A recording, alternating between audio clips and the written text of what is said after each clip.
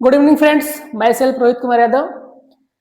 आज हम क्लास 11 का पहला chapter some basic concept of chemistry, रसायन विज्ञान की मूलभूत अवधारणाएं का पार्ट 2 देखने जा रहे हैं।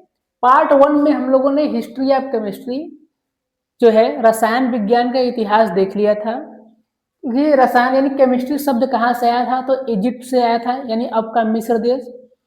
कैसे आया था, तो वहां की जो मिट्टी होती थी वो काली पाई जाती थी। उसी काली मिट्टी के नाम पे केमिया शब्द पड़ा, इजिप्ट का पुराना नाम यानी मिस्र का, और उसी केमिया से ही केमिस्ट्री शब्द की उत्पत्ति हुई थी। आज हम लोग पढ़ेंगे मैटर यानी द्रव के बारे में। मैटर मतलब द्रव्य। हिंदी वाले बच्चे भी निश्चिंत रहें, उनको भी समझ में आएगा। मैटर्स, मैटर्स को हिंदी में बोलते हैं द्रव्य। द्रव्य पदार्थ भी कर सकते हैं, तो पदार्थ या मैटर। क्या होता है मैटर? सिंपल भाषा में आपको समझा दें कि ऐसे कोई भी इस ब्रह्मांड में, ऐसा कोई भी इस यूनिवर्स में ऐसा कोई भी चीज जिसमें दो चीजें हों। पहला चीज हो मास यानी द्रव्यमान। ऐसा कोई भी चीज जिसके पास मास हो और वह कुछ न कुछ स्थान जरूर घेरता हो। कहने का मतलब उसके पास वॉल्यूम हो। पहला चीज मास हो और प्लस दूसरा चीज क्या हो, वॉल्यूम। वॉल्यूम का मतलब है उसके द्वारा स्थान घेरा गया हो। तो अगर ये दो चीजें किसी भी वस्तु के पास है या किसी भी चीज के पास है तो वह कहलाएगा मैटर्स यानी द्रव्यमान। तो क्या कह सकते हैं कि मैटर क्या होता है, कि मैटर आर दो सबस्टेंस विच है बोथ मास एंड वॉल्यूम। हम डिफिनीशन भी लिख देते हैं, क्या होता है, चलिए डिफिनीशन भी साथ में लिख देते हैं कि matters are those substances which have both mass and volume। पदार्थ वे चीजें हैं जिनके पास दो चीजें होंगी, क्या क्या, द्रव्यमान और आयतन। मास को बोलते हैं द्रव्यमान, मास को बोलते हैं द्रव्यमान, और वॉल्यूम को बोलते हैं आयतन। आयतन क्या होता है? आयतन का फार्मूला जानते हैं हम लोग, length into breadth into height. तो कहने का मतलब अगर कोई वस्तु अपना जगह बनाएगा तो वह लंबाई में, चौड़ाई में और ऊंचाई में कुछ न कुछ जगह, खाली स्थान की जगह घेर लेगा। यही क्या है, डिफिनीशन ऑफ मैटर। और ये क्या है, वॉल्यूम है। आई होप आपको इतना समझ में आया होगा। अगर आप इसे नोट करना चाहते हैं तो नोट कर लीजिए। मैटर को आगे हम जो है 6 श्रेणियों में डिवाइड किए हैं, जिसमें से मुख्य रूप से 3 श्रेणियां हैं, सॉलिड, लिक्विड और गैस। उसे पढ़ना है। उसके अलावा भी 3 श्रेणियां हैं, प्लाज्मा स्टेट है, बोस आइंस्टीन कंडेंसेट स्टेट है और फर्मियानिक स्टेट है। तो आप अगर इसको नोट करना चाहते हो तो तुरंत नोट कर लीजिए। मैटर क्या होता है, उसका शॉर्ट में क्या कहोगे, डिफिनीशन क्या है, ठीक है। एग्जाम्पल तो आप कुछ भी दे सकते हो, जैसे मैं यहाँ कमरे में खड़ा हूँ तो ये बोर्ड, मार्कर, यहाँ का लाइट, फैंस, ये रूम, जो भी चीजें हैं सब क्या है, मैटर की श्रेणी में आएंगे। इसको आप नोट कर लीजिए। इसके तुरंत बाद हम देखते हैं मैटर्स कितने पार्ट में डिवाइड किया गया है, ठीक है, नोट कर लीजिए।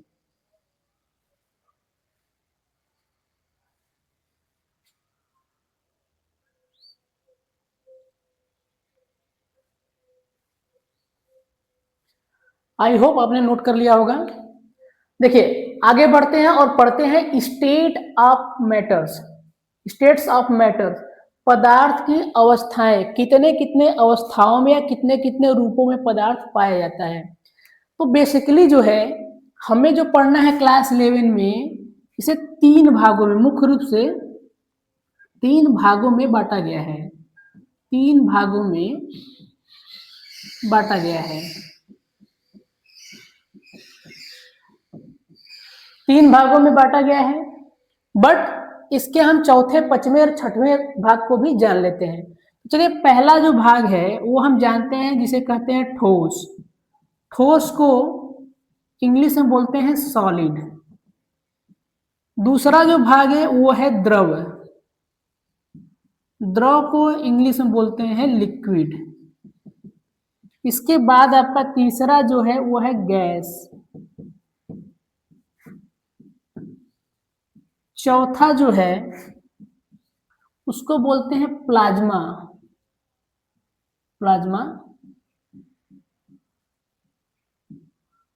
जो पांचवा है, पांचवे का नाम है बोस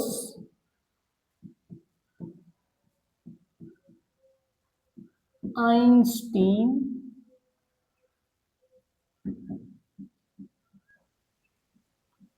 बोस आइंस्टीन कंडेंसेट। तो बोस आइंस्टीन कंडेंसेट। जो छठा स्टेट है वो है फर्मियानिक स्टेट। फर्मियानिक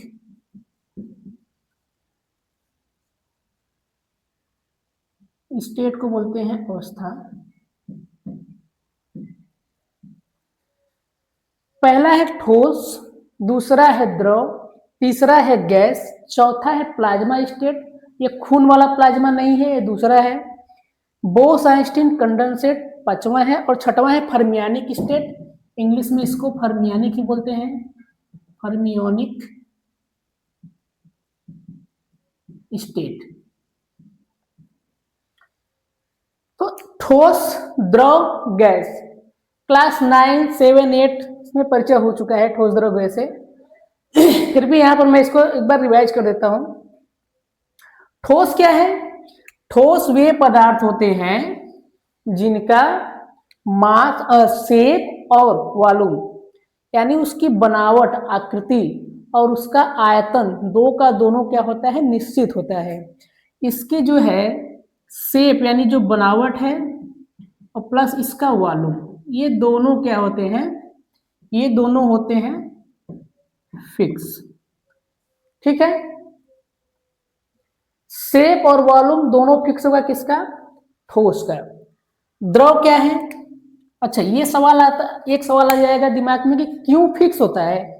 तो देखिए, जितने ठोस होते हैं, जो छोटे छोटे कण जैसे एटम्स, मॉलिक्यूल्स या आयन से मिलके बने होंगे, तो उनके बीच लगने वाला इंटरमॉलिक्यूलर फोर्स, इंट्रामॉलिक्यूलर फोर्स, अंतरा आणविक बल बहुत ही ज्यादा होता है। बहुत ज्यादा होने की वजह से वो बहुत टाइटली बाउंड होते हैं और इधर उधर घूम नहीं पाते हैं, इसलिए उनका जो है शेप फिक्स हो जाता है। उनकी काइनेटिक ऊर्जा, गतिज ऊर्जा बहुत कम होती है, ये भी एक रीजन है जिससे क्या होता है? शेप फिक्स हो जाता है। और इसके वजह से उनका आयतन भी क्या होता है? फिक्स हो जाता है। जब कोई इधर उधर घूम ही नहीं पाएगा, जा ही नहीं पाएगा, तो बच जाएगा तो आकार फिक्स हो जाएगा। लिक्विड की बात करेंगे तो जो है शेप जो है इसकी बनावट नॉट फिक्स्ड, बट वॉल्यूम यानी आयतन ये फिक्स होता है। शेप ये फिक्स नहीं होता है क्योंकि इनके जो मॉलिक्यूल्स हैं या एटम्स या आयंस जो भी हैं, उनमें लगने वाला इंट्रामॉलिक्यूलर फोर्स इस ठोस की अपेक्षा थोड़ा सा कमजोर होता है, थोड़ा कम होता है। और उसके वजह से, उस बल के कम हो जाने की वजह से ये जो है, इनके जो मॉलिक्यूल्स है इधर उधर वाइब्रेट करने लगते हैं, घूमने लगते हैं, अपने सरफेस के अंदर ही घूमते हैं, उसके बाहर नहीं। लेकिन जो इनका वॉल्यूम है 1 लीटर है, तो किसी भी बर्तन में भरने पर 1 ही लीटर रहेगा, यानी वॉल्यूम फिक्स हो जाता है, इसलिए क्योंकि वो सरफेस को स्केप नहीं कर पाते हैं। जैसे ही गैस की बात करेंगे, तो गैस की इन दोनों की अपेक्षा इंट्रामॉलिक्यूलर बहुत ही कम और काइनेटिक एनर्जी ज्यादा होती है। तो जब ज्यादा काइनेटिक एनर्जी हो जाएगी, तो गैस क्या करता है? अपने सरफेस को, जिस बाउंड्री के अंदर वो बंद है, उसको छोड़कर निकल जाता है। तो आप जिस बर्तन में भरोगे उसी बर्तन में वो फैल जाएगा। ठीक है, तो गैस जो होता है इसका shape and volume both not fixed. ये पुरानी बातें थी, क्लास 9 की थी, ये हम जान रहे हैं। प्लाज्मा स्टेट क्या होता है? देखिए किसी पदार्थ को या किसी द्रव को या किसी गैस को बहुत अत्यधिक ताप पर अगर हम गर्म कर देंगे, रेड ब्लड जैसा उनका सरफेस हो जाए एकदम, जो है रक्त खून जैसा लाल हो जाएगा, इतना ताप दे दीजिए, तो जो उनके आयंस या मॉलिक्यूल्स होंगे वो प्लस माइनस चार्ज में टूट जाते हैं, प्लस माइनस चार्ज में टूट जाते हैं। यही जो प्लस माइनस चार्ज में टूटा हुआ अवस्था है बहुत अत्यधिक टेम्परेचर पे, वो कौन सा कहलाता है? Plasma state. तो अगर इतना लिखना चाहते हैं तो लिख लीजिए, उसके बाद मैं प्लाज्मा स्टेट को अलग से लिखवाता हूँ, ठीक है, नोट कर लीजिए। ये प्लाज्मा, बोस-आइंस्टीन कंडेंसेट और फर्मियानिक स्टेट, इन तीनों को इसका डिफिनीशन क्या है लिखवा ही देता हूँ, ठीक है, नोट करिए।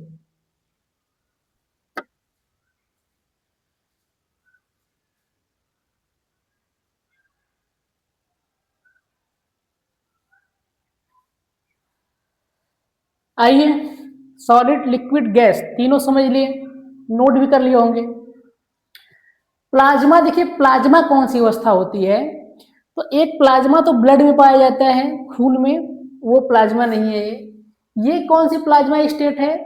तो लिखा है कि बहुत हाई टेम्परेचर पर, टेम्परेचर बहुत ज्यादा होना चाहिए। इसके पहले भी आपको बताया मैं कि किसी भी द्रव्य को लेकर या गैस को लेकर बहुत ज्यादा टेम्परेचर पर गर्म कर दीजिए, इतना गर्म कर दीजिए कि उसका जो सरफेस है, बाहरी सतह है, वो लाल रक्त जैसा दिखने लगे, खून जैसा दिखने लगे, ठीक है। उस अवस्था पे जो अणु या परमाणु है, अणु मतलब मॉलिक्यूल्स, परमाणु मतलब एटम्स, ये क्या हो जाए? आयनित। आयनित का मतलब क्या होता है कि प्लस माइनस चार्ज में टूट जाए।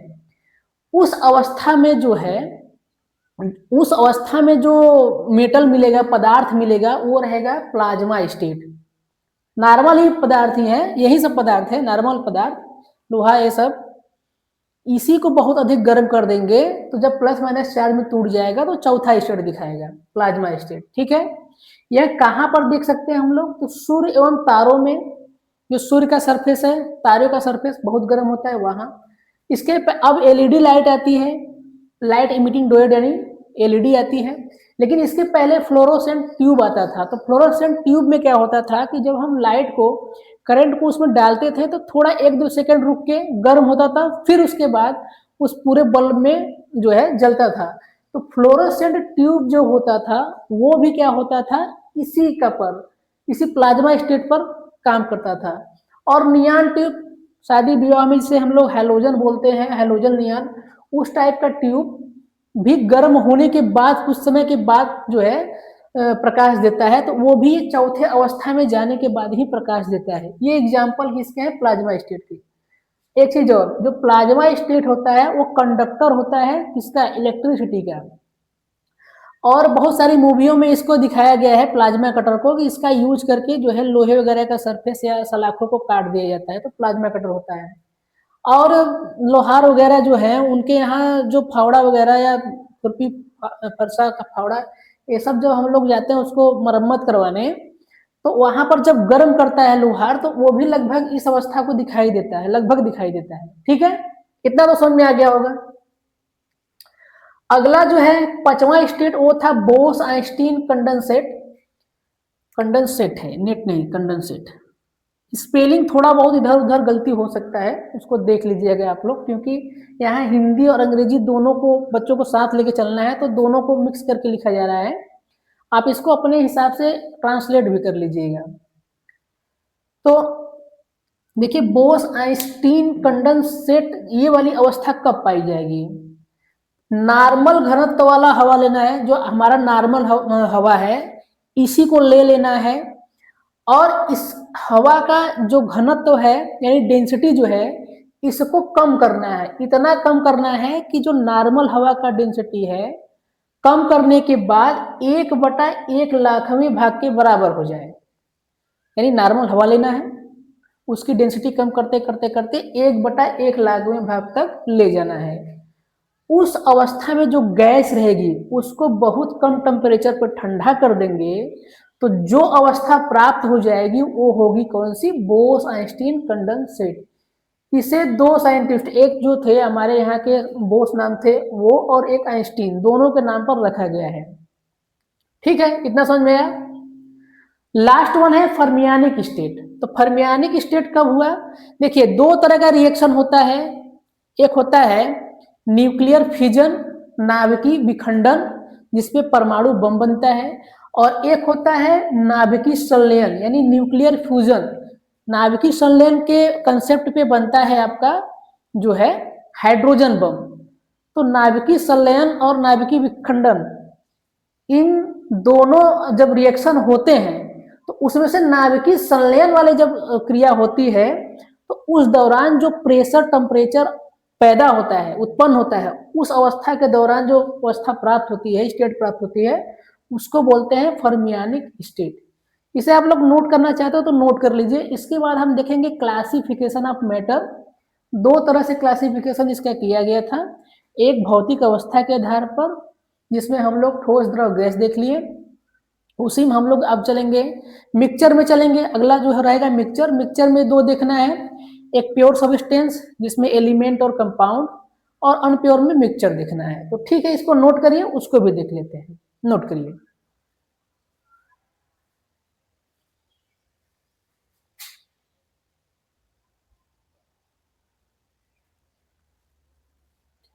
आइए देखते हैं क्लासिफिकेशन, वर्गीकरण, यानी पदार्थ का क्लासिफिकेशन ऑफ मैटर।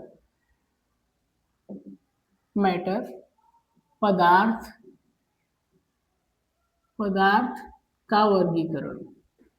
दो तरह से वर्गीकरण किया गया है। पहला जो किया गया है वो किया गया है भौतिक अवस्था के अनुसार, यानी फिजिकल क्लासिफिकेशन का मतलब होता है भौतिक। और भौतिक में क्या कंफ्यूजन रहता है कि भौतिक किसे कहते हैं? भौतिक का मतलब बाहरी रूप से, यानी उसका रंग, रूप, अवस्था, लिक्विड है कि द्रव है कि गैस है, स्वाद कैसा है, गंध कैसा है, इन सब चीजों के आधार पर अगर आप छाटेंगे किसी चीज को तो वो होगा भौतिक जो है फिजिकल क्लासिफिकेशन या भौतिक वर्गीकरण। समझ में आया? भौतिक क्या होगा? बाहरी रूप से देखकर रंग कैसा है, स्वाद कैसा है, गंध कैसा है, फिर वह किस अवस्था में है, द्रव है कि ठोस है कि लिक्विड है। तो क्लासिफिकेशन हम लोगों ने देखा फिजिकल के लिए, पहला देखा था ठोस, दूसरा देखा था द्रव, तीसरा देख लिया था गैस। ठीक है, इतना समझ में आया? इन तीनों का क्लासिफिकेशन, इन तीनों का हम लोगों ने डिफिनीशन देख लिया था, किसको क्या कहते हैं। इसके अलावा तीन बचे थे, उनको भी देख लिए। उन तीनों को नहीं पढ़ना है।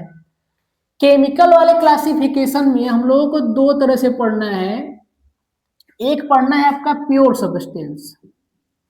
प्योर सब्सटेंस, प्योर सब्सटेंस मतलब कह सकते हैं शुद्ध पदार्थ, प्योर सब्सटेंस। प्योर सब्सटेंसेज जिनमें दो चीजें पढ़ना है। एक पढ़ना है एलिमेंट, एलिमेंट, और दूसरा पढ़ना है आपको, वो पढ़ना है कंपाउंड। पढ़ना नहीं है, इसको बस जान लेना है। तो प्योर सब्सटेंसेस का मतलब होता है शुद्ध पदार्थ।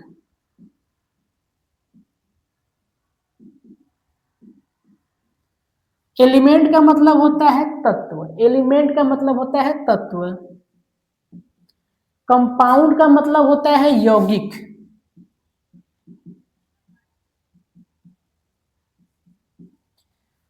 तो एलिमेंट और कंपाउंड, इन दोनों को हम ऐसे ही ओरली सीख लेते हैं, जान लेते हैं। देखिए, एलिमेंट क्या होगा? पदार्थ का वह रूप जिसमें केवल एक प्रकार का परमाणु पाया जाए। Only one type atoms is found in any substance is called element.